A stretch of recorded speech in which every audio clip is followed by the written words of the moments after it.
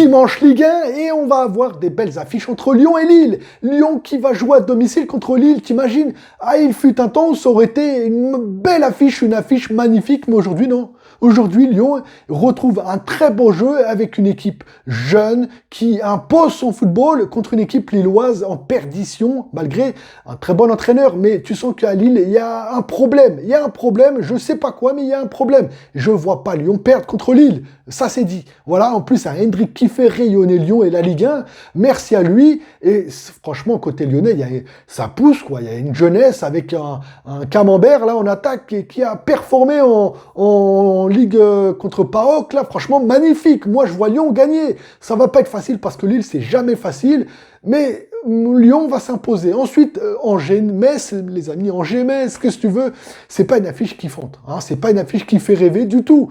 Mais je vois pas Angers gagner. Hein. Entre tous les joueurs qu'on demandait à partir, bon, j'exagère, pas tous les joueurs, mais Abdelli, ouvertement, il a dit qu'il voulait souhaiter rejoindre Marseille. Et Sheriff, où on en fait tout un plat, soi-disant la pépite du siècle. Oh, le gars, il a mis 5 ou 6 buts. Et tu crois que ça y est, il a signé au Fenerbahçe, le gars. Hein. Tu vas voir dans 2 ans, dans 2 saisons, on n'en entend plus parler de ce gars-là. Bon, en tout cas, pour ce match-là, je vois Metz réussir un coup à Angers. Je les vois pas gagner, mais je les vois pas perdre.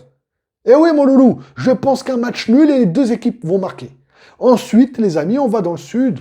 On va à Nice, mon copain. Nice qui va jouer contre Brest. Nice qui a retrouvé de l'allant grâce à un entraîneur qui a de l'expérience, qui a du pouvoir, tu vois, Puel, qui a retrouvé un système et qui a réussi à faire que Nice retrouve petit à petit son football. Ok, ils ont perdu en coupe là contre Lugo Doretz, là, je sais pas quoi, un club tout pété là. Mais Nice, eh ben, ils gagneront pas, mais ils perdront pas contre Brest. Ça va finir sur un 2 partout. Oui, parce que Nice encaisse encore beaucoup de buts. Et Brest, eh ben, ils encaissent aussi, mais ils arrivent à marquer. Donc je vois bien un joueur réussir à quelque chose et Wai réussir à marquer aussi. Parce qu'en ce moment, Wai s'éclate à Nice. Donc je vois un 1 ou 2 partout. Voilà. Et Toulouse, les amis de Toulouse, qui va jouer à domicile et qui roule sur tout le monde en ce moment. Qui va jouer contre la JOCR, qui eux ont besoin de points, qui ont besoin d'aller jouer offensivement pour marquer.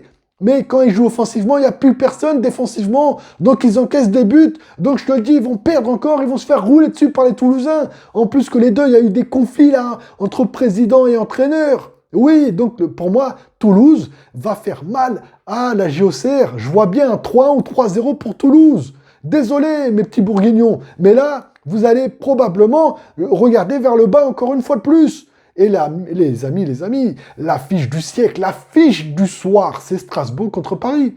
Et vu les bookmakers, de ce que j'ai vu au niveau des cotes, eh ben, il y a des doutes. Hein. J'imagine que Paris va galérer, au vu des cotes. Hein. Paris va galérer à Strasbourg contre nos amis alsaciens.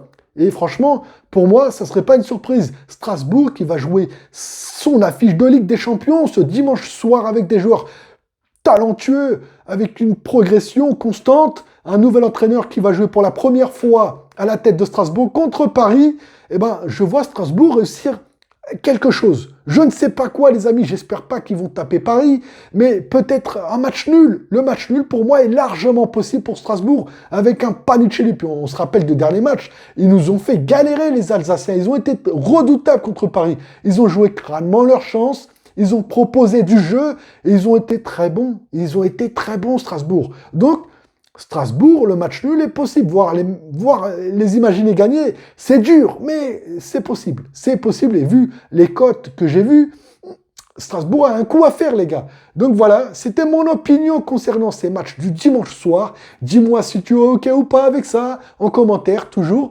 N'oublie pas, on se revoit le week-end prochain pour les prochaines rencontres de Ligue 1. Et de Première Ligue, et de Ligue des Champions, et de tout. Abonne-toi, like, ça me fait plaisir, et le référencement et tout, tu connais. Moi, je vous dis à bientôt pour une prochaine vidéo. Boum.